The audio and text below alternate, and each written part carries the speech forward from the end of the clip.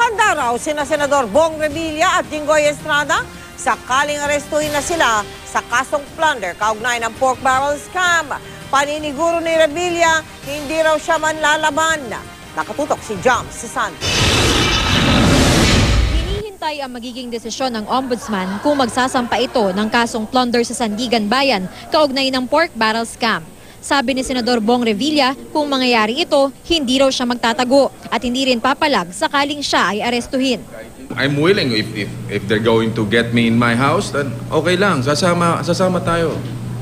Hindi natin kailangan magkagulo eh. Hindi natin kailangan i-agitate ang ating mga kababayan. Itinatanggi ni Revilla ang alegasyon na nagbulsa siya ng 224 million pesos na kickback mula sa kanyang pork barrel na inilagak sa mga pekeng NGO raw ni Janet Lim Napoles. Si Senador Jinggoy Estrada na nadawit din sa pork barrel scam, handa rin daw para sa anumang desisyon ng ombudsman. Nagbiro pa ng tanungin kung tatakbo ba siyang mayor ng Maynila sa 2016. Ang Manila mayor, malabo yan? Hindi. Pwede. Sa sa Manila City Jail pagka nakulong, mayor ang tawag doon. Dati nang nakulong si Estrada sa kasong plunder kasama ang ama nito pero napawalang sala. Inaakusahan naman si Estrada ng pagbulsa ng mahigit 180 million pesos na kickback, bagay na kanya ring itinatanggi.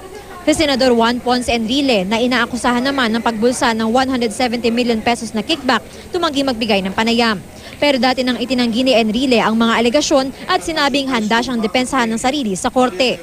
Ayon sa isang legal expert, kapag isinampa na ang plunder charge, maaaring maglabas ng warrant of arrest laban sa 3 senador at iba pang akusado kapag may nakitang sapat na basihan. At kahit may pribilehiyo ang mga mambabatas laban sa pagkakaaresto, sinabi ni Agabin na hindi raw ito uubra sa kasong plunder. Ang provision ng Constitution natin yung immunity from arrest during legislative session is good only for offenses punishable by not more than 6 years. Kaya kung more than 6 years yung penalty ng krimen, hindi na wala na silang privilege from arrest. Ang kasong plunder ay isang non-bailable offense at may parusang habang buhay na pagkakulong kung mapapatunayan. Hindi rin daw ligtas sa posibleng pagkakulong si Senador Juan Ponce Enrile habang dinidinig ang kaso kahit 70 taong gulang na ito. Kung meron siyang sakit due to old age, pwede siya sigurong humingi ng hospital arrest. Nauna nang sinabi ni Ombudsman Conchita Carpio Morales na hindi siya dapat madaliin dahil kailangang sundin ang proseso. Jams Santos, nakatutok, 24 oras.